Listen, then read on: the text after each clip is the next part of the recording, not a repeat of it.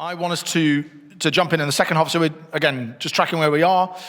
Thriving in Babylon, Logos, Ethos, Pathos. We're going to talk about joy tomorrow, which I hope will be great fun.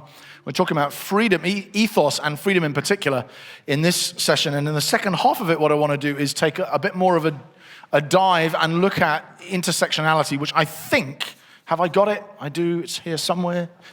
Have you got the wheel on your, this is where I need this, because this is one, it is up here, but you won't be able to read it. That looks really nice. Thank you. The reformatting guys, not only are they able to make a pad sound in any key on demand, so should we have a bit of F-sharp pad to accompany this session?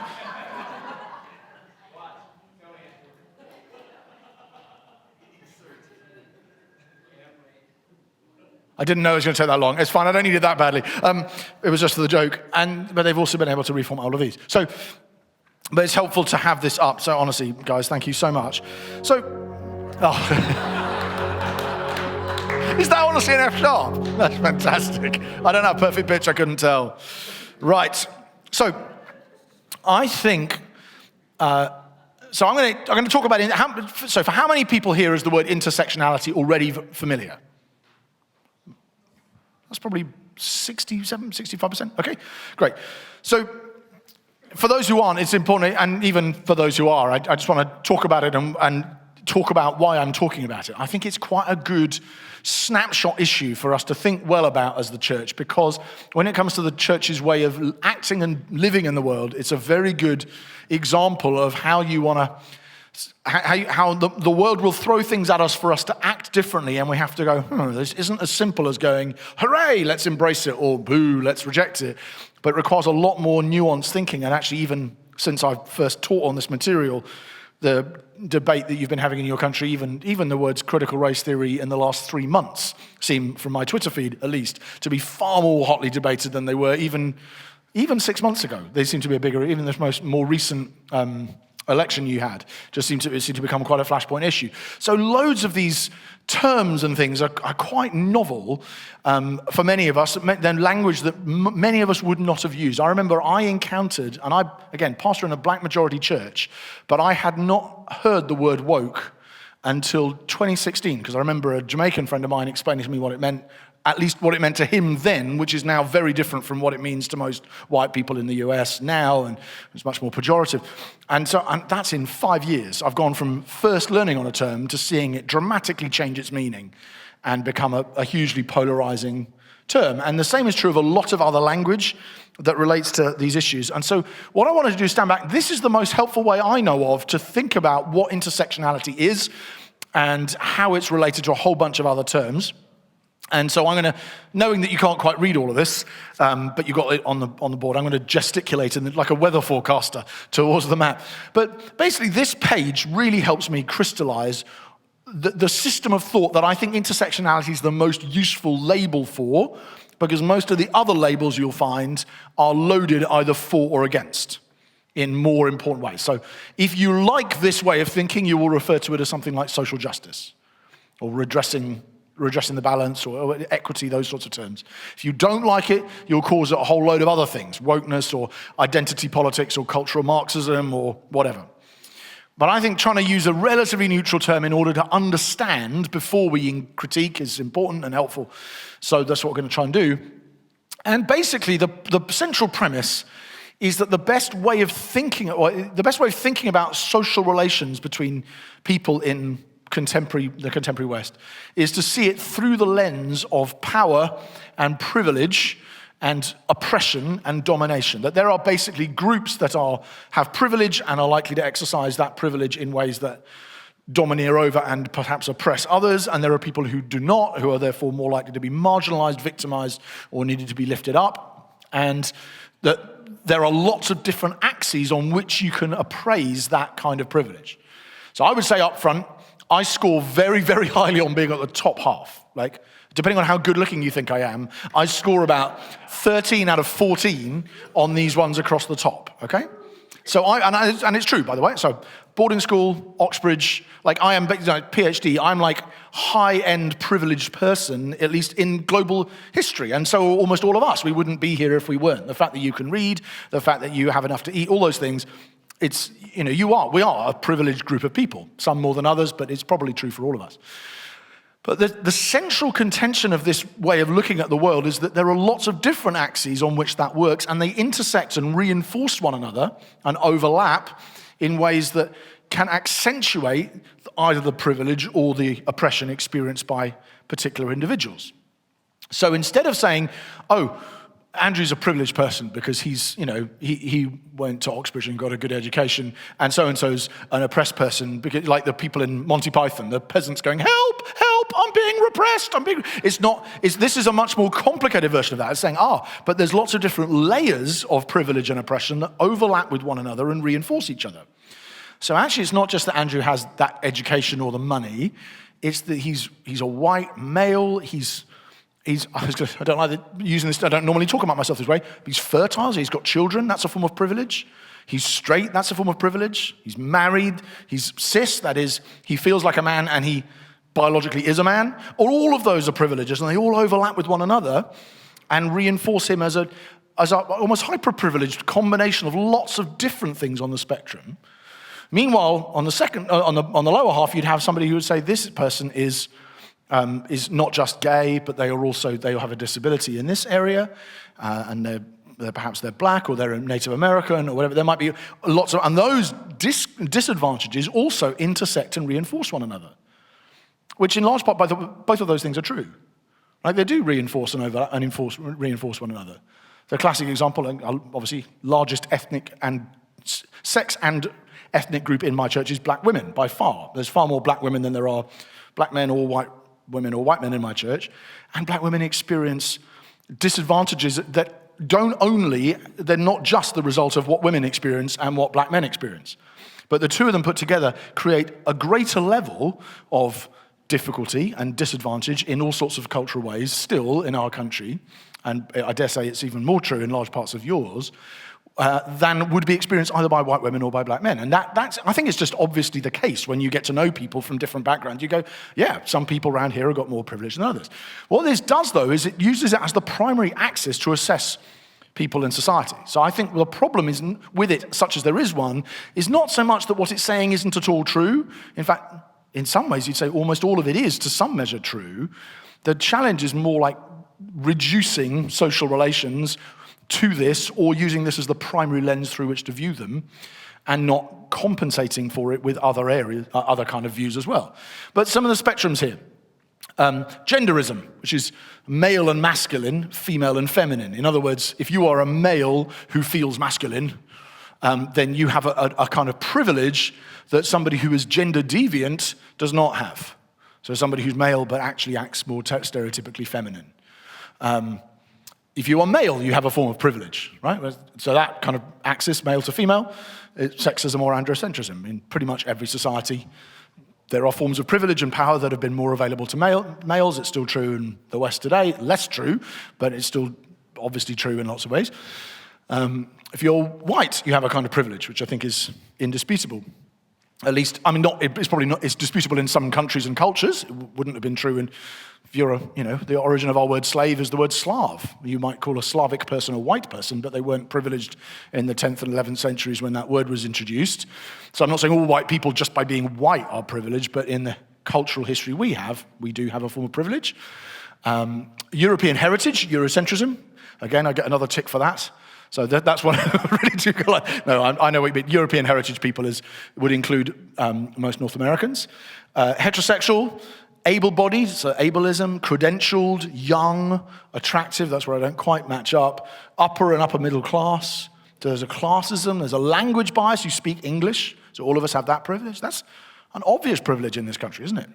If you're as a native English speaker, right, the disadvantages faced by some Syrian friends of mine, right, just simply by not speaking English as well as I do, and finding that you're always having to think in another language. That's a distance, right? Colorism, so light or pale people. But interestingly, that hasn't been introduced simply by, in the last couple of hundred years. When Captain Cook and his merry men landed in Polynesia, they found that even in Polynesian societies, before contact with the West, that there was still a sort of a habit of skin bleaching. So it actually goes quite deep in some cultures, which exactly where the origins are is a bit unclear, but that idea that even within the communities of color, that you still might have people who are lighter seem to have a kind of, external standards of beauty seem to still run on a light to dark spectrum within communities of color, not just in the nation as a whole. Anti-Semitism, Gentile versus Jews, and natalism, fertile versus infertile. So there's I think that's 14 of them, and that's a lot of different axes on which you can look at it. And the central contention here is that is, if you're going to understand the way society works, you need to see that every individual has a certain number of ways in which they are privileged or not, and to see yourself through those axes and to allow that to then justify or not the kind of redress you might need, legally, politically, economically, or whatever it might be. So the question is okay, so how do you appraise that and how do you talk about it? So how do you respond to something when you don't know quite what it is and you don't know quite what to call it? You got the next one? Oh. Okay, I'm missing one. Okay, go back. Actually, no, I'm just going to miss that. No, don't go back. Go back to the other one. That's fine. I'm going to ignore that next page. We don't need it anyway. Makes you wonder, why was it there? So some people, so that wheel, there will be people in our church for whom that wheel represents almost the enemy. That form of thinking is that is what's destroying our country. And there'll be other people in your church for whom that way of thinking is something of a lifeline. Because that kind of, whether it's that wheel or not, but that way of thinking has black women would be a good example, not all black women, but there'd be a bunch of people who'd say that is such an important, that is finding language to articulate why it is more difficult to be me than it is to be you in certain important ways in this culture, and it's giving voice to that and explaining it in ways that people can understand, even if they're not from the same experience as me. So there'll be people who think this is great, there'll be people who think this is awful, and it's kind of important to understand it. And one of the reasons why people are so thrown by it is because it seems to have come along so quickly. So this is my timeline of particularly the central years of the last decade. Right, so we're now in the sort of 2020s, but in the 2010s, this looked like a dramatic cultural sea change that happened between about 2014 and 2017. Right? And I'm afraid most of it is your fault, slash, as in it happened in North America and has spread very quickly everywhere else. But some of it is extremely good, and some of it is not, and some of it is a mixture, so we want to unpick some of that, but it seemed to have happened very quickly. Okay, so here's my timeline, some of which actually, some of the most important events started within a few miles of where we're standing right now. So 2014, first gay marriage happens in the UK. ISIS proclaims the caliphate, you remember them? That was weird. Eric Garner is killed late 2014. Mike Brown is killed. The riots that follow from that. The Black Lives Matter movement, which was already there, but becomes a lot more prominent and people begin to know what it is. We got this all seems odd to you, but actually in the UK it's part of the same overall picture of some of what's going on. The Scottish independence referendum, which was very divisive where we were. Tamir Rice is killed. Start of 2015, the Charlie Hebdo attack. And the Islam free speech debate, which kicks off in Europe. I mean, to be honest, lots and lots of that debate has happened, but particularly in France, where they're more militantly, that's the wrong word, they're more vigorously anti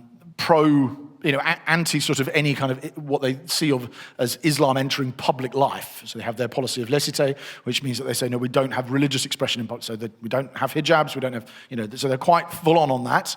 Hello? Yes, that's exactly, yes. Sorry, the Charlie Hebdo attack, yes, the cartoon of Muhammad, they then were, people gunned down there and people would just read Charlie was trending all around the world. Yeah, well done. And that debate hasn't gone away. It keeps bubbling along, and newspaper journalists have to decide, are we going to print that, or are we then going to get killed ourselves or get accused of whatever ourselves? So that was all of this is happening in a very short space of time. Obergefell versus Hodges in mid-2015, and about a month after that is passed, you get that famous cover on the front cover of Vogue, where Bruce Caitlyn Jenner appears on the cover, and it was almost like a very clear, the culture war, we've let gay marriage tick, now it's the trans thing. So until that point, the sort of trans movement was more like it was a marginal expression within a much broader LGBT, but really it's about LGB. And then almost no sooner has gay marriage been legalized in America than the trans component becomes much more prominent, and it has done ever since. You have the migrant crisis in Europe following the collapse in Syria, which is very significant in Europe, and obviously then proved extremely significant with the future and Brexit and all of that, which effectively flowed from it, and Europe looked like it was about to implode, and it effectively presses these questions about how tolerant and inclusive is the West, and how much can you assimilate people before the whole thing collapses under its own weight, and Angela Merkel and saying, yeah, we're going to open the borders, but then lots of people going, no, you shouldn't, and that causing all sorts of, if I said kerfuffle, do you use that word here? Oh, okay, that's a shame. I wanted to use a uniquely English word for it. Brouhaha. Do you use that word? Oh, man. I suppose it's almost as if we speak the same language. I forget that. 2016, Obama's gender identity guidance gets issued, which obviously, again, back to our sort of pronouns, bathrooms, all of those sorts of, which then become quite quickly, it's not just at a cultural level on the cover of Vogue, it's now within a few months of that cover, is now becoming an issue of law. You get some states saying, no, we're not going to do it, and then you get them being boycotted by all kinds of musicians and things who said, we're now not going to play. I don't remember which side the state fell on that debate, but all of those things, you'd know all of that. The Brexit referendum, which I don't think being self-aggrandizing to say that had a sort of funny knock-on effects in other countries where people saw that not just as a standalone, oh, the Brits have decided that they don't want to be part of the EU, but more like, is this a harbinger of a sort of fracturing of the Western whatever? And maybe it was, but it seemed a big deal at the time. The death of Philando Castile. I'm putting in some of these unarmed black men who got shot because as time goes on, there just sort of builds enough momentum. They're going, this is a steady story of the same kind of thing. It's like a drip, drip, drip, and these are not by any means all of them, but these are some of the more prominent examples that brought a lot of outrage.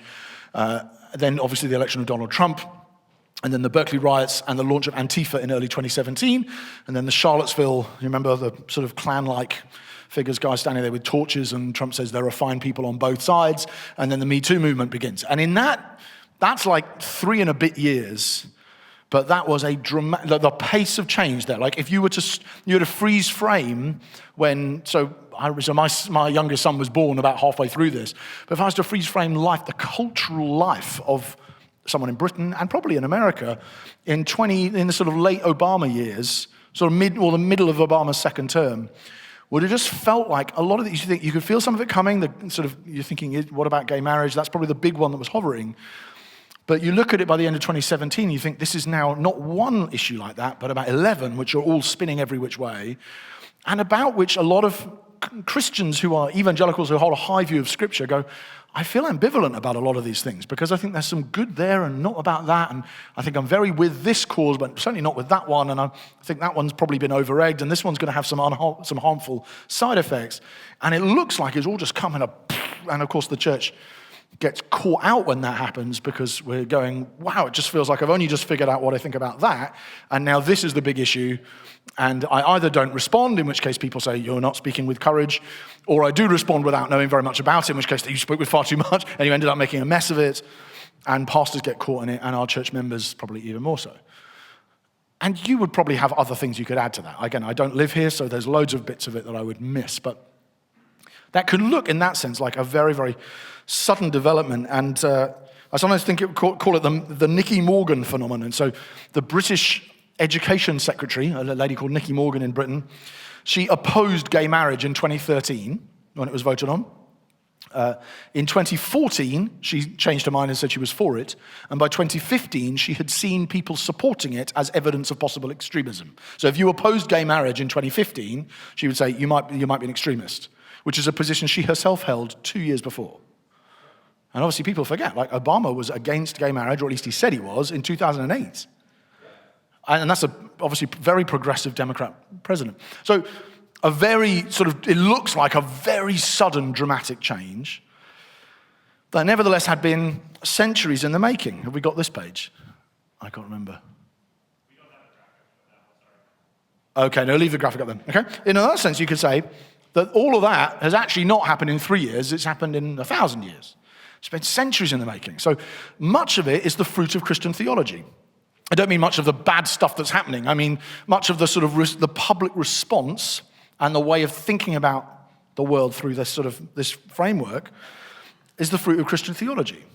Because Christianity, we've said a lot of this in this morning's sessions, like a lot of Christianity has a built-in moral imperative towards emancipation and freedom for the captives and dignity for the downtrodden. Christianity has at its heart a crucified Savior who dies in the most shameful, degrading way and has solidarity with victims everywhere. And everyone who's been oppressed looks at Jesus and says, I can see in him something of my suffering, and I can see my own suffering in his. And you have Jesus' teaching, the first shall be last, the last shall be first. You have the Magnificat. He's taken down them. If you go back to the wheel for a moment, is that okay? But you say, he has taken down the mighty from their seat and has exalted the humble and meek. Yeah? There's something very Christianized about this way of, I'm not saying you therefore agree with all of it, but there's the Magnificat to a large part, isn't he? He has filled the hungry with good things and the rich he has sent empty away. So we can't get away from this just by saying, oh, no, Christianity is talking about bringing up the poor, but doesn't have anything to say about bringing down the rich. It's like, it does actually, quite a lot of it. Particularly Mary's song and some of Jesus' teaching and James's teaching. You think, yes, woe to you rich, wail, howl for the miseries that are coming upon you. You're like, that's pretty robust. Like, it's more robust than Karl Marx in many ways. So, there's some of that. So we didn't all get it from, German atheists with big beards. We got a lot of it from the Bible. In fact, that's probably where Karl Marx got it from, some of it. And so you got that, Christian theology has got a lot of this in it baked in.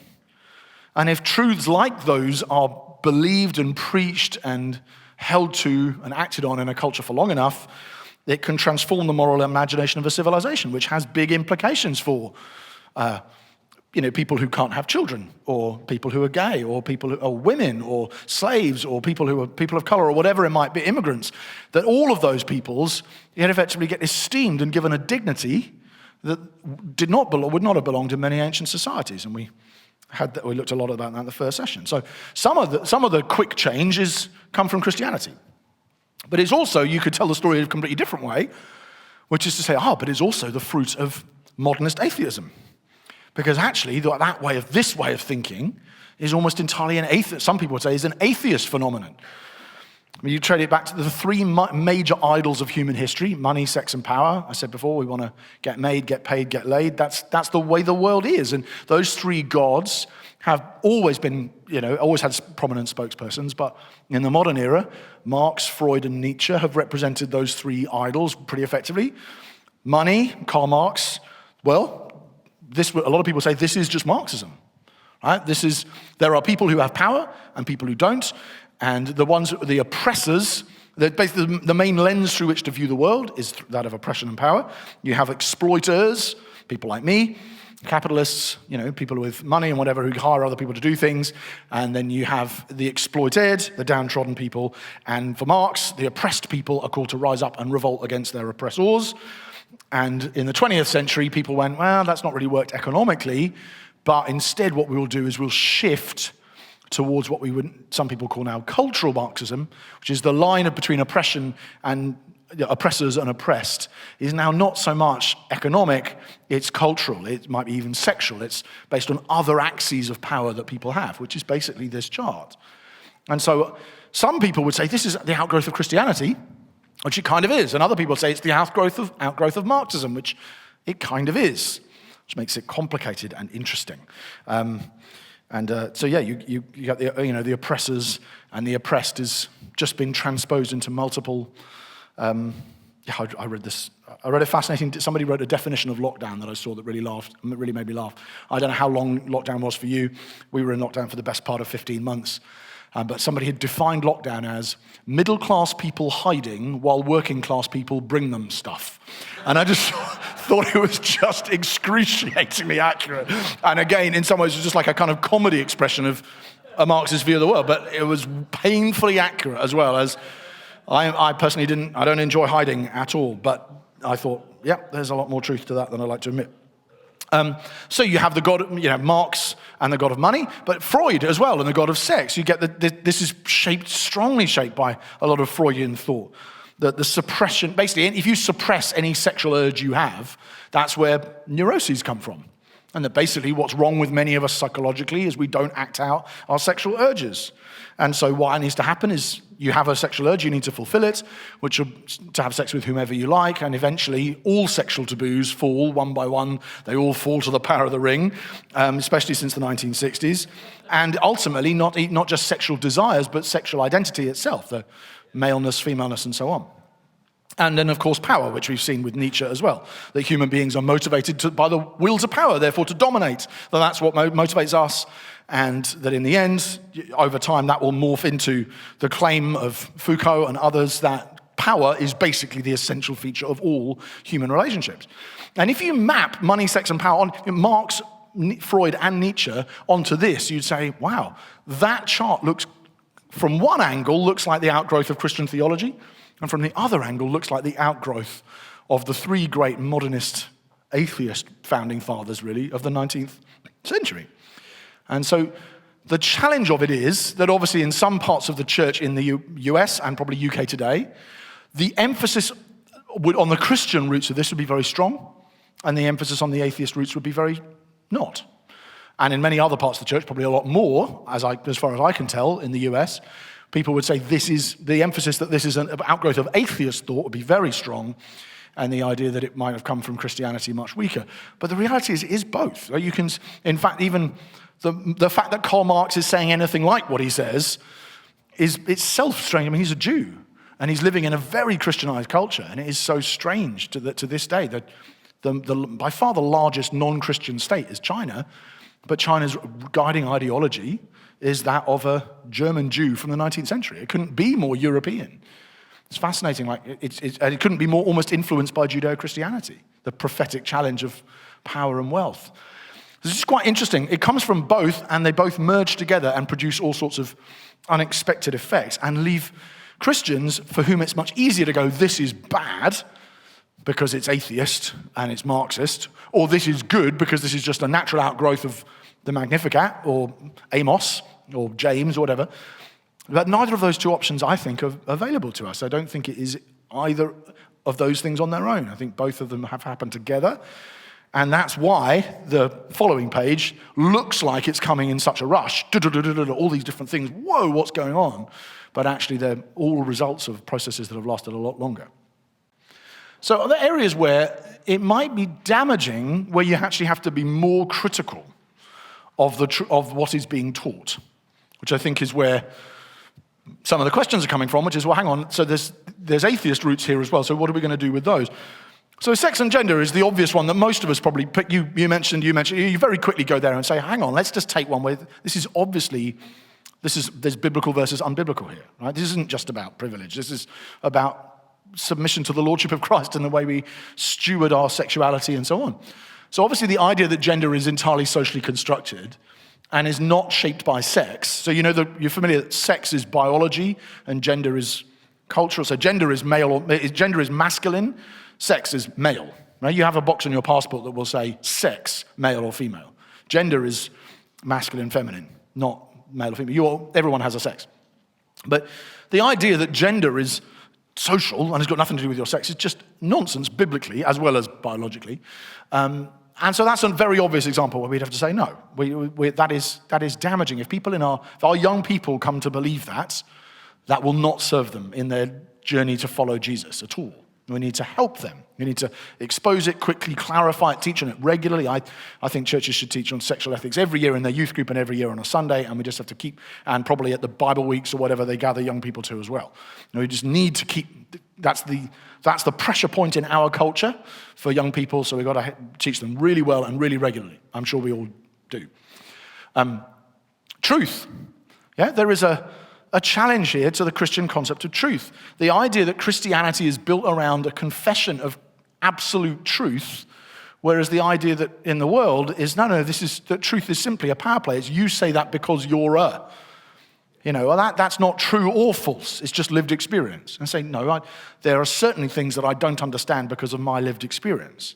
And certainly many things that you understand because of yours. I've deferred to that lots of times already today by saying, see, I'm English and I don't understand, or I'm this, that, the other. We always do that. But in the end, there are a whole bunch of things which are true or false, regardless of who says them.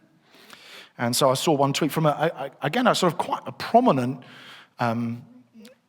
Christian teacher, Christian woman teacher online who got very angry that Tim Keller had taught about justice. And because Tim Keller had said, actually, justice is ultimately defined by what God says, rather than only by people who are on the receiving end of injustice. Ultimately, that's where we go, which I think is obviously the case, biblically. And she wrote, Tim Keller has no, in capitals, no authority to teach on justice, none. How incredulously privileged for Keller, a rich white man whose ministry targets rich people, to fashion himself as the judge of whether or not injustice rises to the level of oppression. No, the only ones with divine authority to define the bounds of oppression are the oppressed themselves. That's just total lies. Like Lisa Sharon Harper, she's a sister in Christ, right? She's a good, I'm sure in many ways actually a godly woman, but that is just absolute nonsense. We've got to call it, that will deconstruct not just your view on justice, it will deconstruct your view on everything in the Bible in the end. Because what you're really saying is if God has revealed it and it doesn't feel like it's true to me, I have the authority to challenge it, and you can only speak on a subject if you yourself have suffered the consequences of that thing, which means I can't speak on sexual ethics. I can, but only on straight sexual ethics, right? I can't speak on singleness because I'm not single. I can't speak on poverty because I'm not poor. I can't speak on any, do you see what I mean?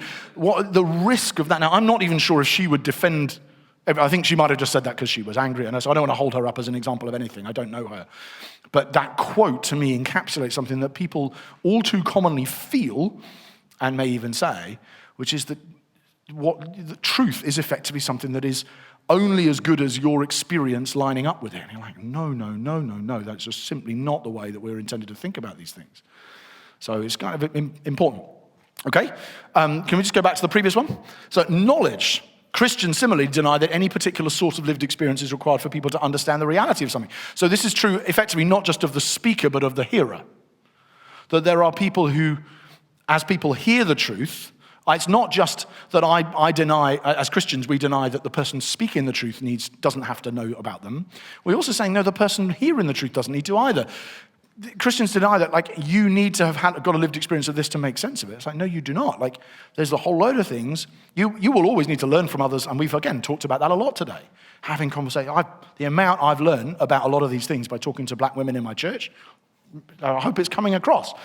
But that doesn't mean that I, in the end, have to have had that experience in order to be able to grasp something. Because if not, you end up in a weirdly new form of Gnosticism, where knowledge is determined on a particular kind of experience in life. And basically, there are people who have been inducted into the mysteries and people who haven't by their lived experience. You think, no, we can't have that. You're going to end up, that heads in a very Gnostic and bad direction.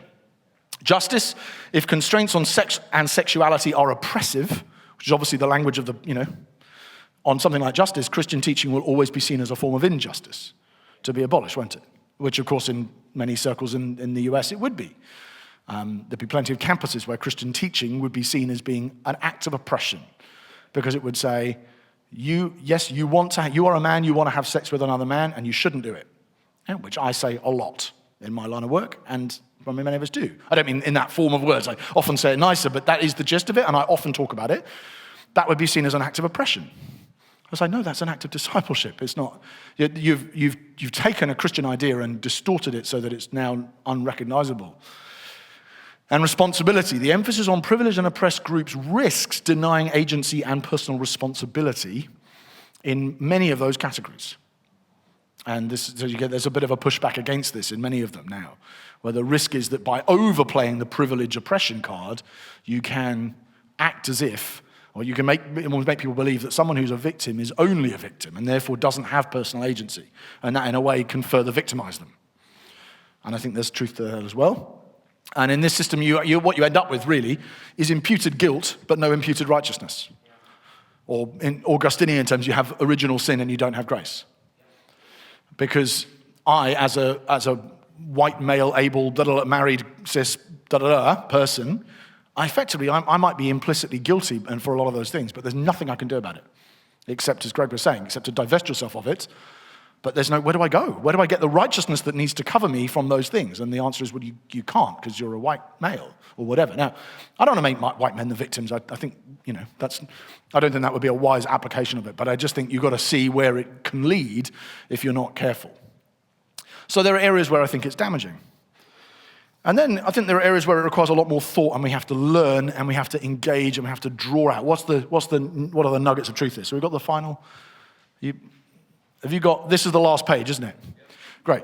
So areas where it's good to sort of go, okay, now is there more I can draw out of this? So my friend Hannah Anderson has a really lovely.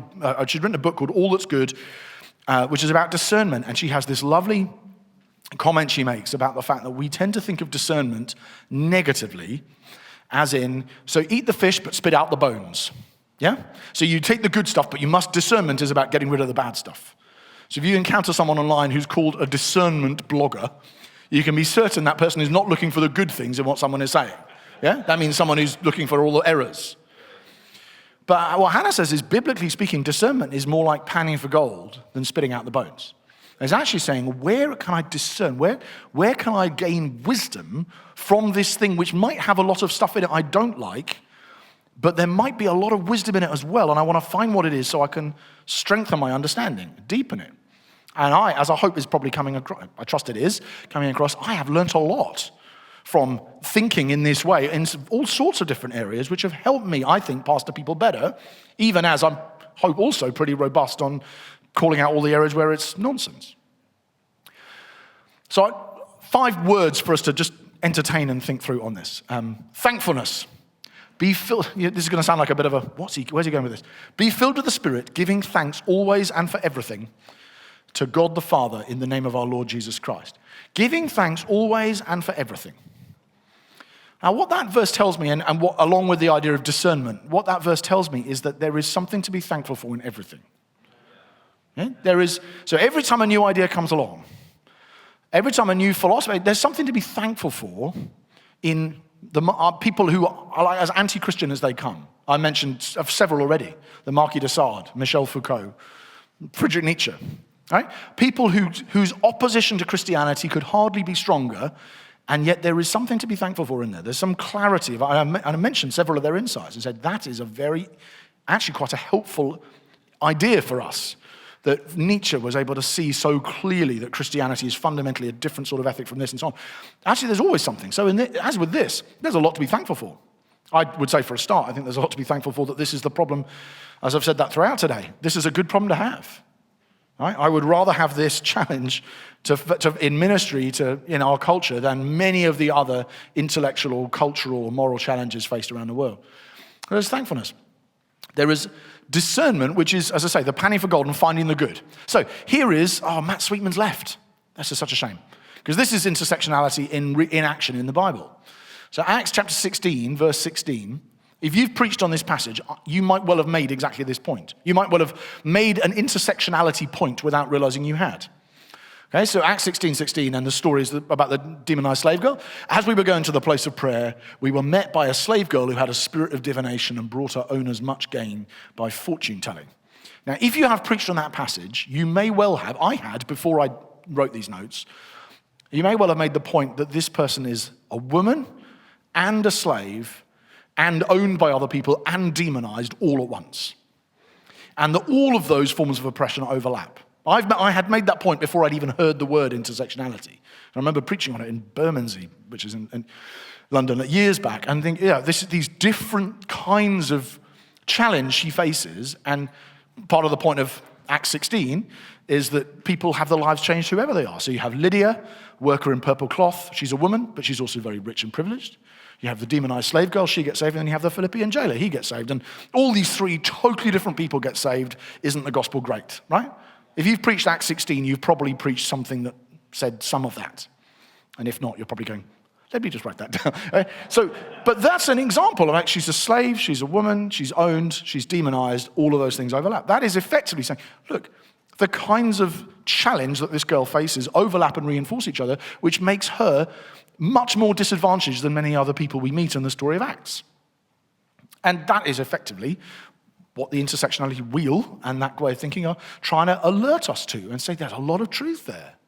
There's a lot of truth. You will face, if you experience that one and that one and that one, you will face there will be a triple whammy, or as I've learned now that the American for triple whammy is trifecta.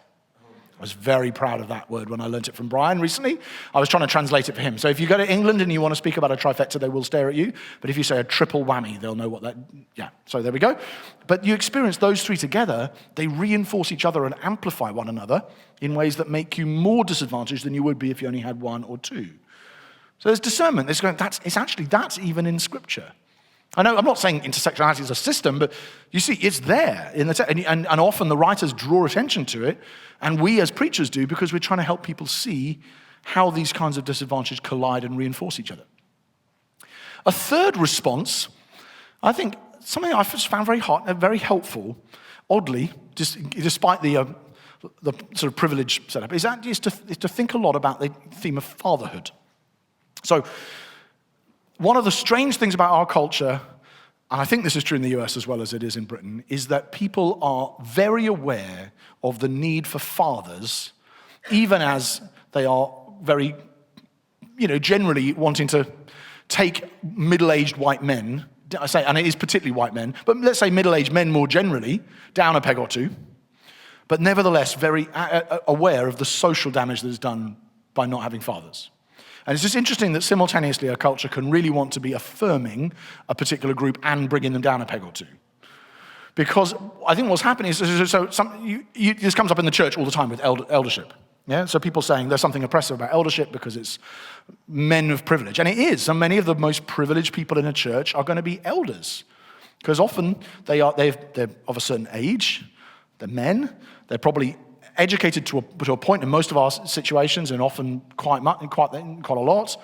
And the elders in this church that I've met here, we have a surgeon, we have someone who trained in another career and has now become a pastor, and they're often reasonably well paid. There's quite a lot to them that is very privileged. And if the approach towards them is simply that is privilege and therefore it's oppressive, you have a problem. Whereas if instead you say no, but at the same time, one thing our culture is absolutely right on is recognizing the importance of and the damage done when a child does not have fathers, and how central that is to the well-being, particularly of young men and boys, and how integral they are. And so when you have passages like 1 John 2, I write to you fathers because you know him. I write to you young men because you're strong.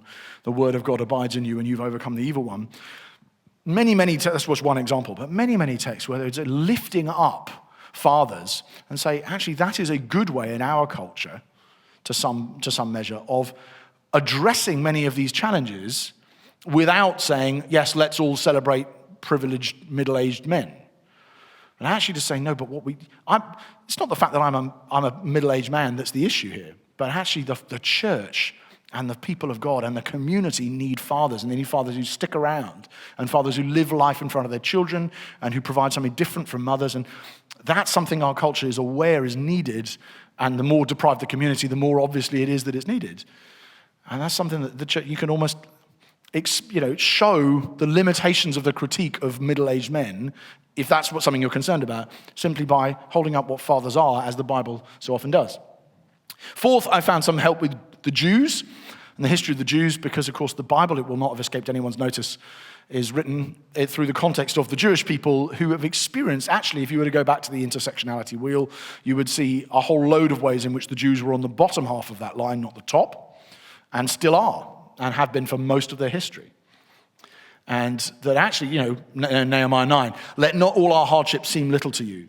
Our kings, princes, priests, prophets, fathers, and all your people since the time of the kings of Assyria until this day, as in for 300 years we've been taking a beating, Lord.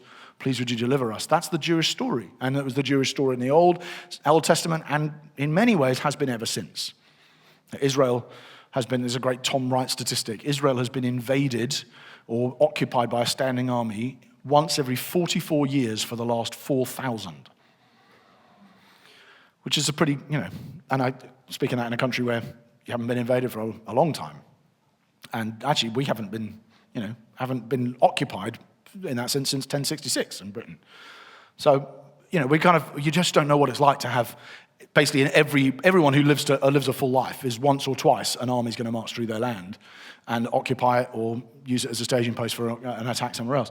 And so actually the centrality of the Jewish people to the story of Scripture is actually a very helpful way of drawing out some of the good stuff of this kind of way of thinking, but without swallowing all the bad stuff, because you say there's a lot to this that this people show to us of what it's like to live in the face of oppression. And obviously one of the things the Jewish people don't do is, in the Old Testament, is weaponize the victimhood they have experienced. That they find a way, as they often do, in fact, flourish more, not less, as a result of being marginalized and oppressed people.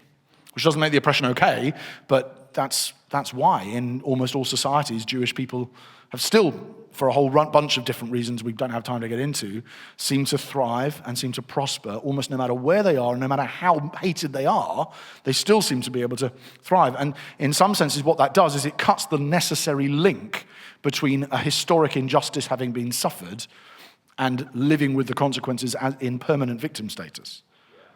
Now, there are differences between the Jews and many of the oppressed groups we've talked about. The Jews do now have a homeland. You've got to be careful how you apply this, but I think it's just still worth seeing some of the good in that.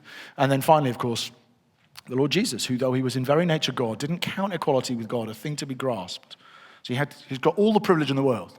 By rights, he's at the top of the arc for absolutely everything. There's no one who's been more privileged than the Lord Jesus, and yet he considered him not something to be grasped, but made himself nothing, taking the form of a slave, divesting himself, to take Greg's word, of all of those privileges, and becoming the form of a slave, and humbly, and even if that wasn't low enough, a slave who died on a cross. There's nobody who suffers more shame and exclusion and downtroddenness on behalf of the rest of the human race than Jesus. And therefore, because he used his privilege in that way, divesting himself, becoming nothing, God has highly exalted him and given him the name that is above every name. And so Jesus, in some ways, is the ultimate example of what you do if you've been given a lot of privilege, which is you make use of what you have been given in order to serve, but actually you then will find that as you humble yourself, God, in time, exalts you, which is what happened to him and what happens to us. So there's a lot of ways in which I think we can profitably engage with these issues and this way of thinking about the world. I know this is just a starter to a whole series of very complex things, but I hope it's helpful.